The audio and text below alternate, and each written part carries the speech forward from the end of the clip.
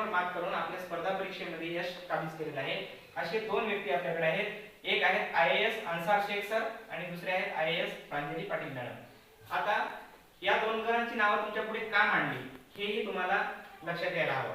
कारण पहा, पहिल्यांदा घेऊ IAS अन्सार शेख सरांचं थोडंसं आपण काही माहिती पाहून घेऊ.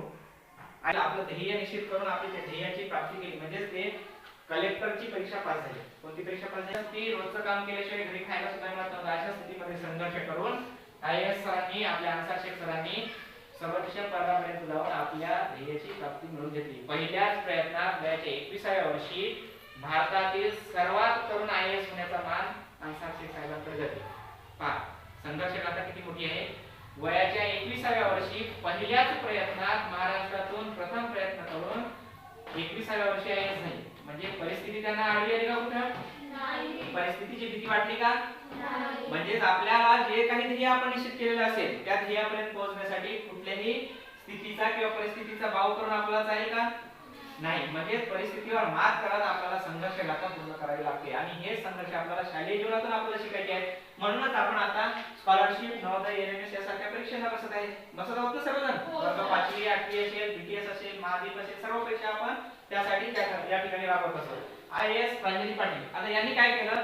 ह्या प्रज्ञाचक्षु व्यक्ती आहेत. प्रज्ञाचक्षु म्हणजे दोन्ही डोळ्यांनी नेत्रही नाही, त्यांना अंध आहे, त्यांना दिसते का काहीही दिसत नाही.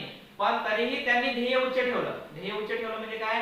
आता तुमच्या किंवा माझ्यासारखा एखादा व्यक्ती असला किंवा त्यांनी म्हटलं असतं सुरुवातीला, बाबा मला तर काहीच दिसत नाही, मी कुठं स्पर्धा परीक्षा करू, कुठं नांदेडला जाऊ, कुठं यवतमाळला, पुण्याला जात बसू, वेगवेगळ्या ठिकाणी परीक्षेला जावं लागते, तिथे अडचणी येतील, वाहतुकीच्या समस्या येतील, राहण्याचा प्रश्न येईल. ह्या सगळ्या गोष्टी असताना सुद्धा संघर्ष करत राहिले. संघर्षाचा मार्ग त्यांनी सोडलेला नाही आणि भारतातून पहिल्या व्यक्ती आहेत ज्या प्रज्ञाचक्षु म्हणजे अंध व्यक्ती असून सुद्धा IAS पदाला गवस निघालणाऱ्या त्या पहिल्या व्यक्ती आहेत. IAS पदाला गवस निघालणाऱ्या म्हणजे IAS पद मिळवणाऱ्या कोणत्या व्यक्ती आहेत? त्या पहिल्या व्यक्ती, पहिल्या प्रज्ञाचक्षु. प्रज्ञाचक्षु म्हणजे नेत्रहीन व्यक्ती आहेत. त्यांच्याकडे दृष्टी आहे का? नाही. पण त्यांची ज्ञानदृष्टी एवढी मोठी होती की भारतातील सर्वोच्च पदाला त्यांनी आपल्या अभ्यासानं, आपल्या संघर्षानं यशाच्या शिखरावर जाऊन पोहोचले. यशाचे सर्व त्यांनी दार उघडून आपल्या त्या ठिकाणी यश संपादन करून सर्व काही मिळवण्याचा प्रयत्न केलेला आहे आणि त्यामध्ये त्यांनी यश सुद्धा संपादन करून आपल्या परिस्थितीचा भाव केला का तिथे सुद्धा? नाही. सर्व परीने त्यांनी आपली हे कामं निपटून काढली आणि अभ्यासाला जसं साहित्य उपलब्ध होईल, त्यांच्या आई-वडील कधी कधी त्यांना अभ्यासाच्या अडचणी होत्या तर त्यांनी काय केलं? ब्रेल लिपी माहित आहे तुम्हाला सर्वांना? हो. ब्रेल लिपी कोणासाठी वापरली जाते? अंध व्यक्तींच्या अभ्यासासाठी. अंध व्यक्तींना ते अभ्यास करायला सोपं जावं यासाठी ब्रेल लिपी वापरली जाते. मग अभ्यास करताना अडचणी निर्माण होत होत्या म्हणून या प्रांजली पाटील मॅडम जे आहेत IAS यांनी काय केलं?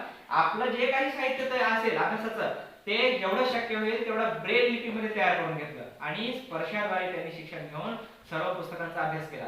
यानंतरही काही रेकॉर्डिंग केल्या, जसं एखादा व्हिडिओ पाहणं, व्हिडिओच्या माध्यमातून माहिती ऐकणं, या सर्वांच्या माध्यमातून त्यांनी काय केलं? आपला अभ्यास कायमस्वरूपी चालू ठेवला. घरातली कामं करत करत एक गृहस्थी महिला म्हणजे लग्न झालेलं आहे, घरचा संसार सांभाळायचा आहे, सासू सासरे आहेत, हे सगळं सांभाळून त्यांनी काय केलं? आपल्या या ठिकाणी यशाला कुठेही दुजोरा न देता यशाच्या मार्गावर सतत चालत राहिल्या आणि आपलं यश संपादन करून भारतातील सर्वोच्च पदाला गवसणी घातली. मग हे दोन व्यक्ती आपल्यासाठी प्रेरणादायी असतील की नाही?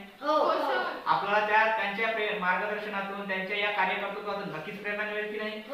मग